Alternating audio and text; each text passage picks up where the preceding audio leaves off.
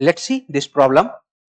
Speed of a transverse wave on a straight wire जिसका मास दे करके रखा है 6 ग्राम और लेंथ दे करके रखी है 60 सेंटीमीटर और एरिया ऑफ क्रॉस सेक्शन जो है 1 mm² है।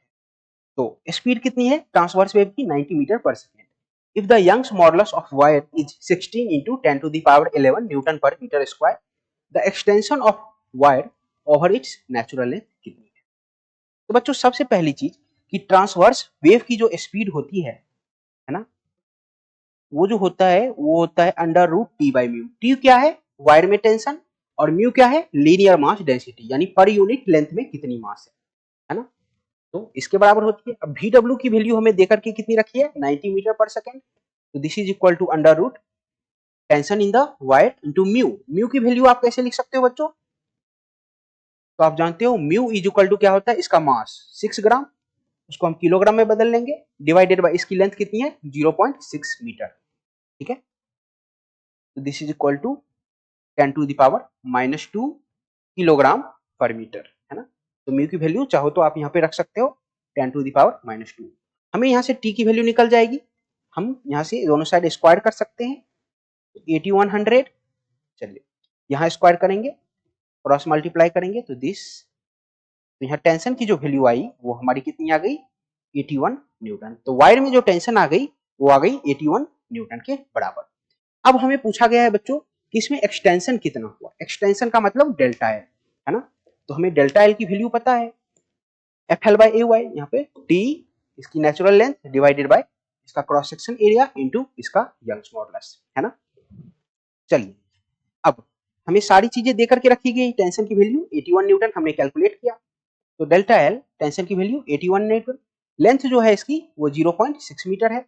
क्रॉस सेक्शनल एरिया की हम बात कर ले तो क्रॉस सेक्शन एरिया हमें देकर के रखा गया है 1 mm²। तो 1 mm² को हम बदलेंगे किसमें मीटर स्क्वायर में, तो ये हो जाएगा 10 to the power -6 metre square into Young's modulus हमें देकर के रखा गया है 16 into 10 to the power 11 10 to the power 11। ठीक है, तो चलिए बच्चों इसको जरा कैलकुलेट करते हैं। तो 81 डिवाइडेड बाय 16 ये हो जाएगा 10 to the power 5। चलिए ऊपर करिए तो 10 to the power -5।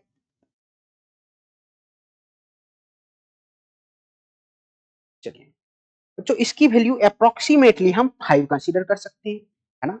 तो डेल्टा एल की वैल्यू अप्रोक्सीमेटली हम 5 into 0.6 into 10 to the power -5 metre लिख सकते हैं है ना। तो ये अप्रोक्सीमेटली जो हो जाएगा 3 into 10 to the power -5 metre हो जाएगा। चलिए हमें आंसर जो देकर के रखा गया है वो mm में देकर के रखा गया है, तो mm के लिए हम इसको 10 to the power 3 से मल्टीप्लाई भी कर लेंगे, तो ये हो जाएगा 3 into 10 to the power -2 mm। तो डेल्टा एल की जो वैल्यू हम रख सकते हैं वो 0.03 mm के अप्रोक्सीमेट बता सकते हैं। तो हमारा डेल्टा एल कितना आ जाएगा 0.03 mm आ जाएगा। तो डेल्टा एल हमारा जो होगा वो 0.03 mm के इक्वल होगा। तो जो बच्चों हमने कॉन्सेप्ट यहाँ पे यूज किए हैं, पहला तो ट्रांसवर्स वेव की जो स्पीड होती है वो होती है under root T by mu के बराबर होती है।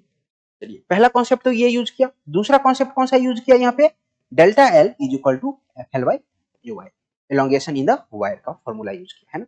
तो इन दो कॉन्सेप्ट को यूज करके हमने अपना क्वेश्चन सॉल्व किया। ठीक है।